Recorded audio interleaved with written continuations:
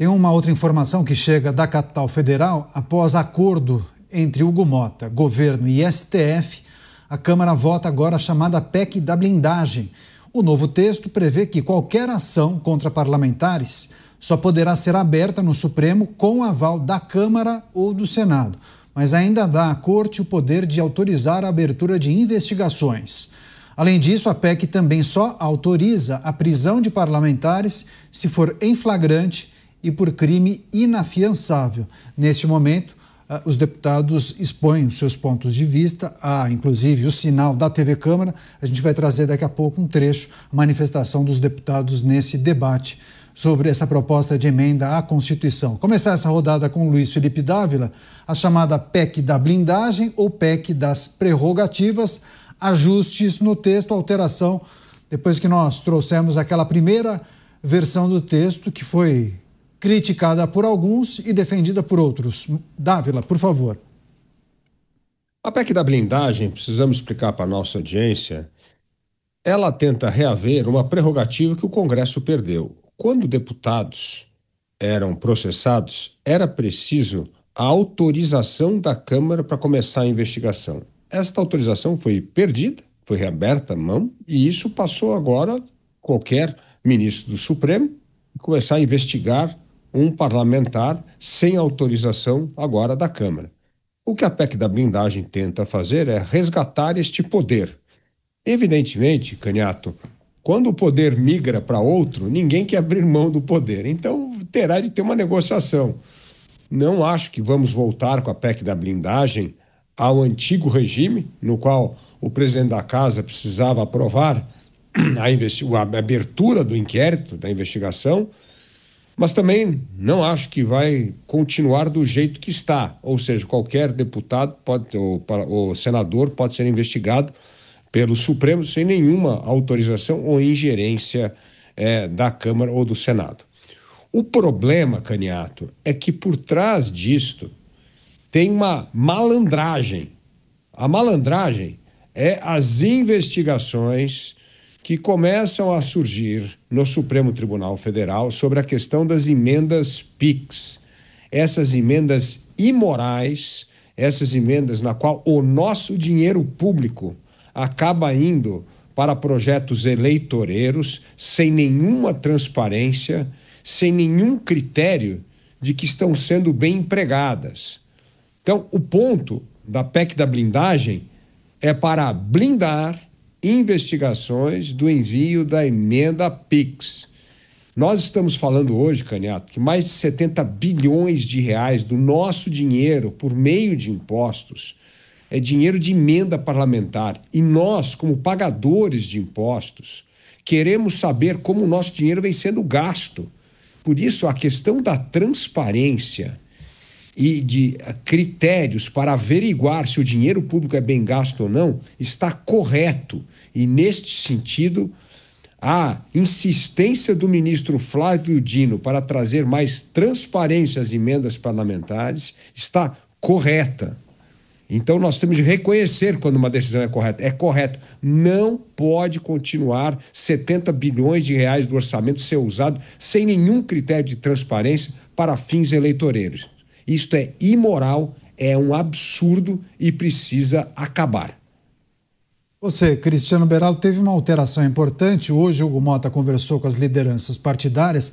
Além das mudanças no texto, um novo relator foi indicado por Hugo Mota no dia de hoje, Cláudio Cajado, PP do estado da Bahia.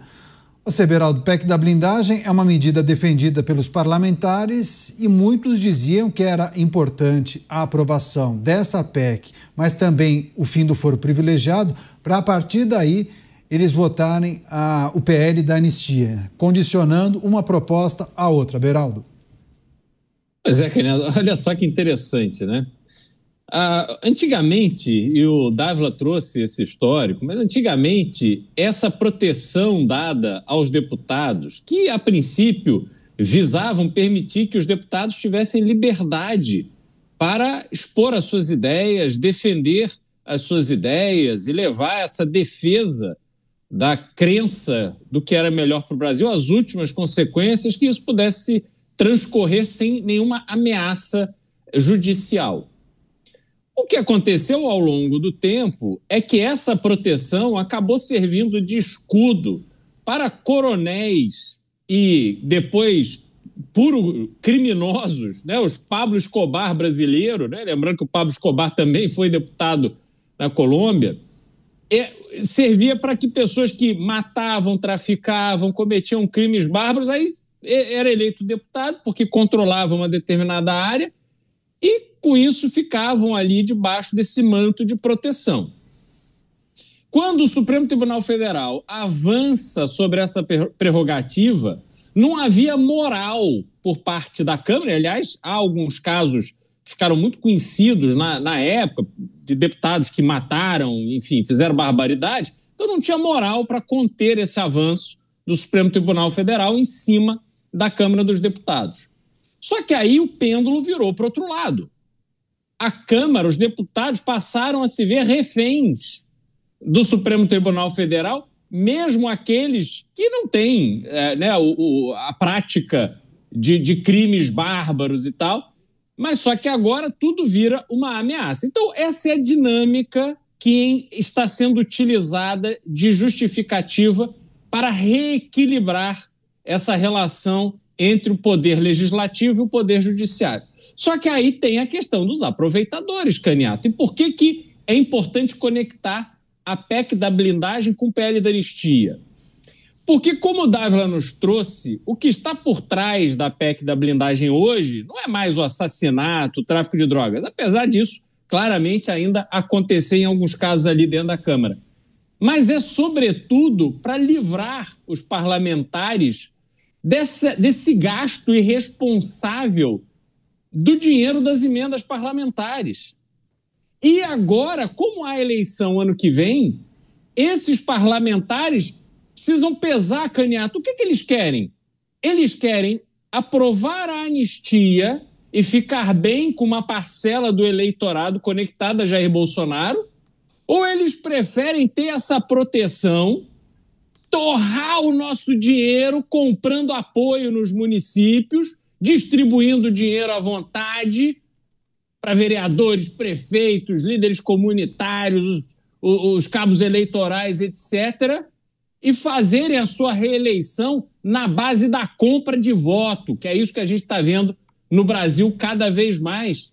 Então, Caniato, sinceramente, com a aprovação dessa PEC da blindagem, o PL da anistia, ele perde o estímulo porque o discurso ideológico ele fica mais irrelevante para a reeleição de boa parte dos deputados no ano que vem. É bem interessante a sua análise, porque muitos até projetam um cenário meio nebuloso.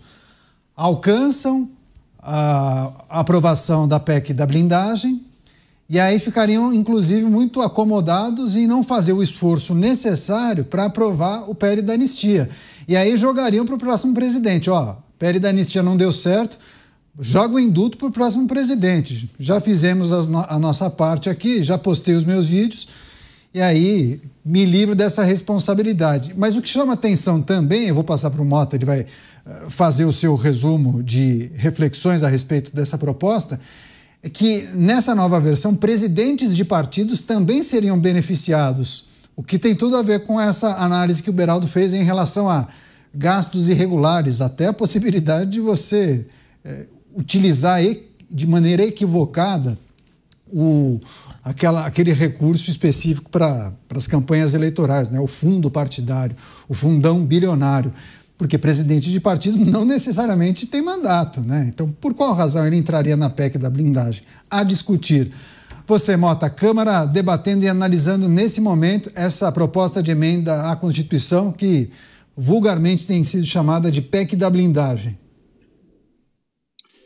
No sistema republicano, existe um mecanismo chamado de freios e contrapesos. O que significa isso? Significa que os poderes se vigiam mutuamente. Os três poderes, executivo, legislativo e judiciário, eles se vigiam mutuamente. A palavra-chave aí é mutuamente. Porque se a vigilância é unidirecional, se ela só funciona numa direção, Se a vigilância é sempre o poder A vigiando o poder B e jamais do poder B vigiando o poder A gente não pode ser ingênuo e achar que essa vigilância é uma coisa boa, positiva. Mesmo se essa vigilância, ocasionalmente, consegue detectar e coibir uma coisa imoral, como citou o Dávila, que é o caso das emendas PIX. Eu acho que a gente precisa dar um passo para trás e olhar o cenário completo. O Brasil vive uma crise de ativismo judicial. A gente fala sobre isso todos os dias.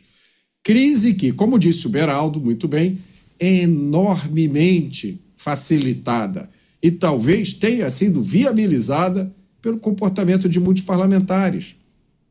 Meus amigos, o problema não é a PEC da blindagem ou as emendas PIX. Assim como o problema não eram os anões do orçamento. Lembra dos anões do orçamento?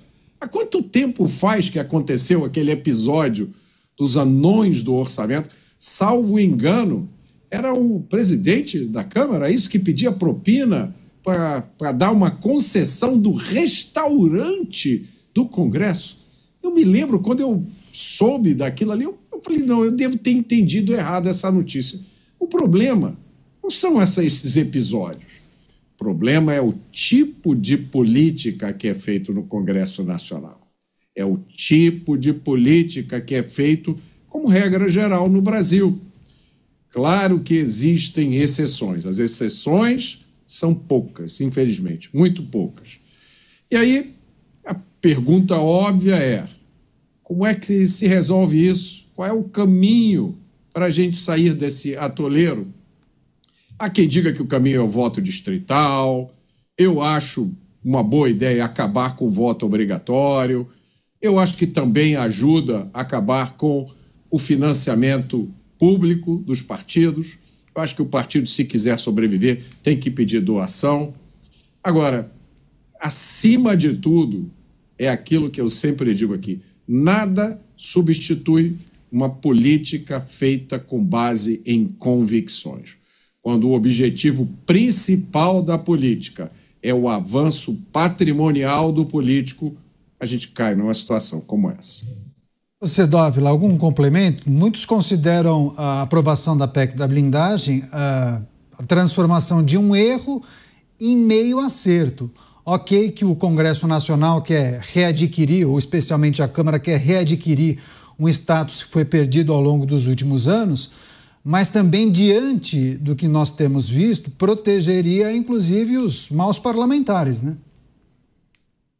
Mas o Beraldo trouxe aqui um exemplo muito importante. Isso existia no passado, essa proteção do Congresso, dos parlamentares, por causa da liberdade de expressão. Nós vivíamos naquela época os anos de chumbo, então era para proteger os parlamentares para poder exercitar o seu livre uso da palavra. Agora, Canhato, o parlamento sequer respeita a imunidade parlamentar, deputado acaba sendo processado por suas opiniões, o parlamento não fala nada, então não precisa de PEC de blindagem, coisa nenhuma, porque eles não estão nem cumprindo o que deveria cumprir, o que é o seu papel na Constituição. Olha o corpo mole que o parlamento vem fazendo com parlamentares que tiveram a sua liberdade de expressão absolutamente violada e, aliás, cerceada por ameaças de processo. Então não adianta.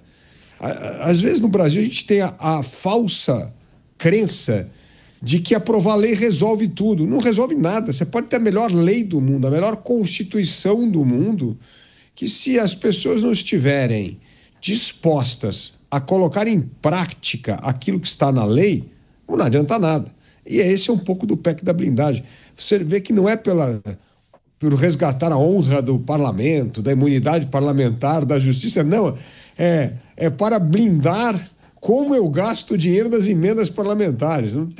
Então é realmente muito difícil discutir uma ideia que poderia ter sido boa se, como bem disse o Mota sempre aqui, se as ideias fossem boas, se isso fosse para resgatar a honra do parlamento, a independência do parlamentar de falar o que ele bem acredita, entende, e não ser processado amanhã, não ter perseguição política, mas não é para isso não. A PEC da blindagem tem uma finalidade muito específica: evitar que deputados e senadores sejam processados durante o ano eleitoral, que eles querem esbanjar emendas PIX para todos os cantos do Brasil, a fim de assegurar a sua reeleição. Pois é, e esse, né, Beraldo, é o típico projeto que une direita, centro e esquerda, né? Então, projetos desse tipo costumam avançar com alguma facilidade. Agora, aqueles que condicionam o voto dele ao PL da anistia à aprovação da PEC da blindagem faz uma aposta arriscada, né? Porque não necessariamente a aprovação da PEC da blindagem é garantia de que o PL da anistia será aprovado. São coisas distintas, né, Beraldo?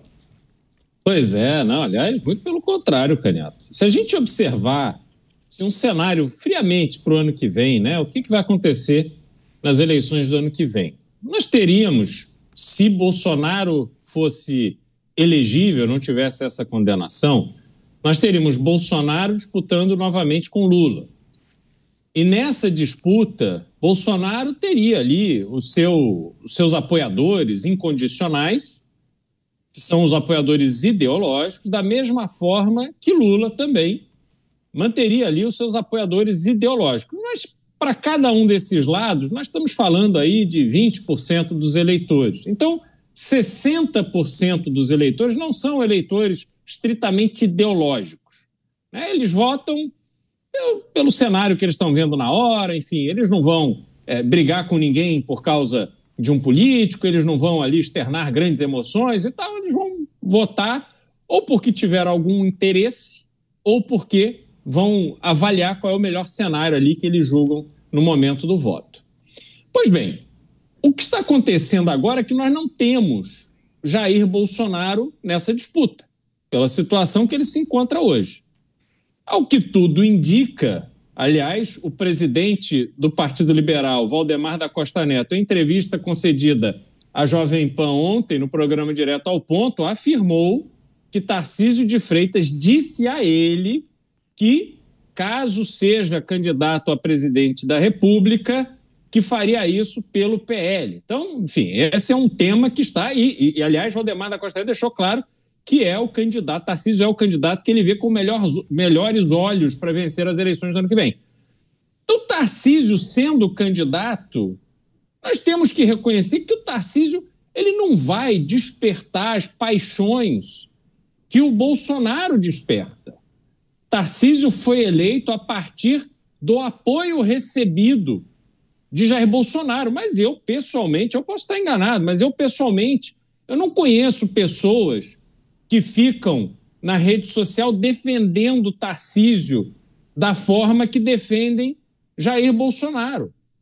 Então, Tarcísio é o candidato deste centrão que comanda o Brasil e, o pior, comanda os esquemas do Brasil. Aliás, essa pacificação que tanto é falada, essa pacificação não é para melhorar o país. A pacificação é para diminuir a temperatura, para nós, o povo brasileiro, olharmos para outro lado, enquanto esses esquemas se fortalecem e se ampliam. Porque se nós observarmos as eleições, o que aconteceu nas eleições desde 2018, quando o Brasil teve o seu maior volume de votos ideológicos por convicção, nós vamos observar um crescimento enorme da compra de votos no Brasil. E essa compra de votos, Canhoto, ela substitui o voto ideológico à medida que não há um candidato que desperte isso.